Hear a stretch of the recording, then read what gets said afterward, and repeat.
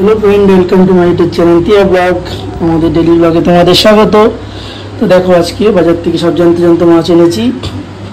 দেশি ট্যাংরা দেখো, পুরো বড় ভালোই সাইজ, ডিমও আছে কিছু কিছু। আর এটা হলো কাজলি মাছ আনি না, কিন্তু আজকে কাজলিটা দেখে তোমার এই পুরো জ্যান্ত মাছ, বড় বড় সাইজ। আর এনেছি কই মাছ, দেখো কই মাছ। তো আমার টিয়ার মা আজকে কই মাছটাই রান্না করবে। কই মাছটাই রেডি হচ্ছে, আর এই দুটো পরে খাওয়া হবে। কই মাছটা যেহেতু রান্না করব তাই ওটা নুন হলুদ সর্ষের তেল মাখিয়ে রাখা হয়েছে। তেল গরম হয়ে গেছে, এখন এই মাছগুলো গরম তেলে দেবো। দেখো মাছগুলো বেশ ভালো বড় সাইজেরই ছিল। ভালো করে এটা উল্টে পাল্টে ভেজে নেবো প্রত্যেকটা মাছ। দেখো এখানে 3টে মাছ আমি দিয়ে দিয়েছি, আরও মানে টোটাল 8টা মাছ ছিল, আর 3টে করেই ভাজবো। এখন দেখো ভাজা হচ্ছে। হ্যাঁ, এই 3টে দেখো ভেজে তুলে রেখেছি। কড়াইতে আবার মাছ দিয়েছি দেখো 3টে, আর বাদ বাকি 2টো আছে, ওটা আবার পরের স্লটে ভাজছি আমি। এইভাবে একে একে মাছগুলো ভেজে তুলে রাখি। দেখো প্রত্যেকটা মাছ ভালোভাবে ভাজা হয়ে গেছে। আমি যেহেতু এটা তেলকই করব, দেখো তেলটা গরম করে আমি কালো জিরে ফোড়ন দিলাম।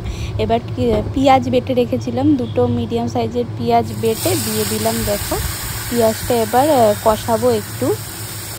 এবার তেলকুই বানানোর জন্য একটা মশলা রেডি করেছি। দেখো এখানে আছে জিরে, মৌরি, 2টো শুকনো লঙ্কা, 2টো কাঁচা লঙ্কা, আদার টুকরো ছিল কিছু, আর একটা এলাচ ছিল, ওটা আমি গরম জলে ভিজিয়ে রেখেছিলাম। ওটা পেস্ট বানাবো।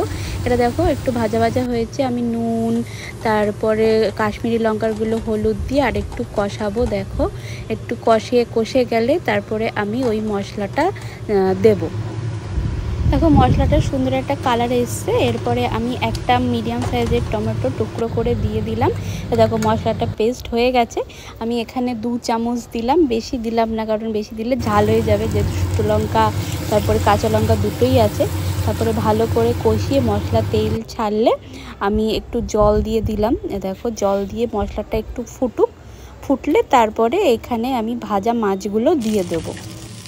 দেখো এই সাইডে পিয়ার জন্য মাছের ঝোল হচ্ছে, যেহেতু অত ঝালের ঝোল তো খাবে না, ওরও আজকে কই মাছেরই ঝোল হবে। এখানে আলু, পটল, কুমড়ো, বিনস, তারপরে এমনি পেঁয়াজ ফোড়ন দিয়ে ওটা একটু ভাজা ভাজা করে তারপরে আমি কই মাছটা দিয়ে দেবো। দেখো ঝোল সুন্দর ফুটে গেছে। আমি এখানে মাছগুলো ঢেলে দিলাম, ভাজা মাছগুলো দিয়ে একটু ফোটাবো। দেখো মাছগুলো একটু নেড়ে ঝোলের মধ্যে ডুবিয়ে দিলাম, যাতে একটু ফোটে, একটু নরম হয় মাছগুলো। ফুটে গেলেই এটা রেডি হয়ে যায়। এমন কিছু এটা বিশেষ কিছু লাগেও না, আর এমন সময়ও লাগে না করতে, খুব ইজি তেলকই করা। আমার তো খেতে এটা খুবই ভালো লাগে, তাই কই এলেই আমি এটা বানাই। দেখো তিয়ার এখানে সবজিগুলো বেশ ভাজা ভাজা হয়ে গেছে। এবার এখানে আমি জল ঢেলে দেবো। জল ঢেলে সবজিটাও ফুটবে। এখানেও ওকে একটা আমি এই যে দেখো কই মাছ দিয়ে দিয়েছি, ওর এটাই ঝোল খায় ও। এখানে অতটা ঝাল থাকে না, আমি একটু আদা বাটা দিয়েছি জাস্ট টেস্টের জন্য। দেখো এটাও সুন্দর ফুটছে, হোক এই দুটো। এদিকে দেখো হয়ে গেছে রেডি আমাদের তেলকই। বেশি একটা তেল দিইনি, তবুও ঠিকই আছে, কালারটা ভালোই এসেছে বেশ। আর এদিকে তিয়ারও মাছের ঝোল ফুটছে, একটু হলে রেডি হয়ে যাবে। তো আমাদের পাড়ায় আজকে ব্লাড ডোনেশন ক্যাম্প হচ্ছে, তো যাচ্ছি ব্লাড দিতে। প্রতি বছরই দিই, একটা জায়গায় দিই নিজের পাড়ায়। তো যাচ্ছি ওখানে, অনেকেই শুনেছি দিয়েছে। আমার একটু লেট হয়ে গেছে আজকে, তো যাচ্ছি। আমার টিউকে দেখো ওই ফুল গাছের ফাঁকে লুকিয়ে পড়েছে। হাই করো, হাই। এই যে টিউ, এই যে টিউ।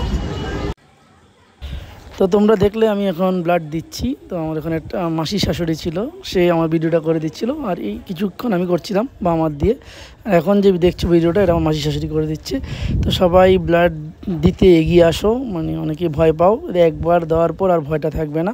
প্রথমবার একটু ভয় লাগে, এটা খুব ইজি, এমন কিছু কঠিন কাজ না, ঠিক আছে। যদি ব্লাড না দাও তাহলে কী করে, মানে যাদের ব্লাড প্রয়োজন তারা পাবে। তবে আর যদি ভিডিওটি ভালো লাগে বন্ধুরা, like, comment, share and subscribe করো। সবাইকে টাটা বলে দাও।